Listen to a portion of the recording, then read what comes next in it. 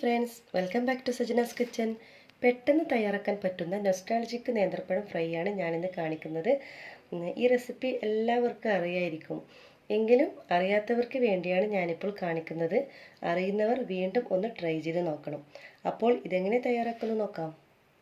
അപ്പോൾ ഇതിന് വേണ്ടത് അധികം പഴുത്തതും പാടില്ല, പച്ചയും പാടില്ല, രണ്ടിൻ്റെ ഇടയിലുള്ള ഒരു മീഡിയം സൈസ് നേന്ത്രപ്പഴമാണ് ഇതിന് വേണ്ടത്. എന്നാലും നല്ല ടേസ്റ്റ് ഉണ്ടാവുള്ളൂ.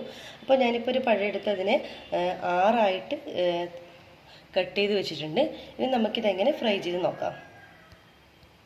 അപ്പോൾ ഒരു പാൻ വെച്ചിട്ടുണ്ട്. അതിലോട്ടേക്ക് ഞാനിപ്പോൾ 2 ടീസ്പൂൺ നെയ്യ് ചേർത്തിട്ടുണ്ട്. അതൊന്ന് ഉരുക്കി വരട്ടെ.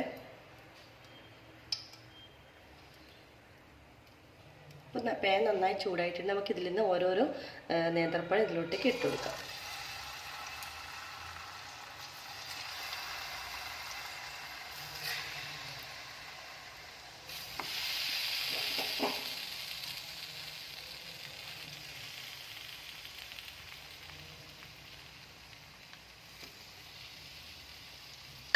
ഇപ്പോൾ ഒരു ഭാഗം ഒരു ബ്രൗൺ കളറായി വരണം. അപ്പോൾ നമുക്ക് തിരിച്ചിട്ട് കൊടുക്കാം. അപ്പോൾ നമ്മുടെ നേന്ത്രപ്പഴം 2 ഭാഗവും തിരിച്ചും മറിച്ചിട്ട് കൊടുത്തിട്ടുണ്ട്. നല്ല ഇളം ബ്രൗൺ കളറായി വരണം.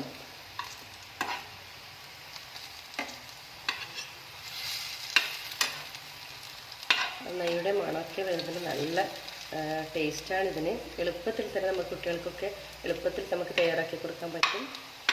അപ്പോൾ നമ്മുടെ 2 ഭാഗവും ആയിക്കഴിഞ്ഞാൽ നമുക്കിതൊരു സെർവിംഗ് പ്ലേറ്റിലോട്ടേക്ക് മാറ്റാം.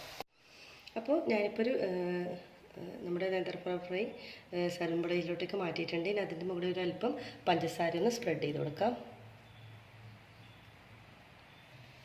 അപ്പോൾ വളരെ സിമ്പിളല്ലേ? അപ്പോൾ എല്ലാവരും ഇതിനെ ട്രൈ ചെയ്ത് നോക്കണം. നല്ല ടേസ്റ്റുള്ള ഈ നൊസ്റ്റാൾജിക് നേന്ത്രപ്പഴം ഫ്രൈ. അപ്പോൾ എല്ലാവർക്കും സബ്സ്ക്രൈബ് ചെയ്യാത്തതുണ്ടെങ്കിൽ തീർച്ചയായും സബ്സ്ക്രൈബ് ചെയ്യുക, ലൈക്ക് ചെയ്യും, ഷെയർ ചെയ്യും വേണം. ബെൽ ബട്ടൺ ക്ലിക്ക് ചെയ്താൽ ഞാനിന്ന് പുതിയ വീഡിയോസിൻ്റെ നോട്ടിഫിക്കേഷൻ നിങ്ങൾക്ക് ലഭിക്കും.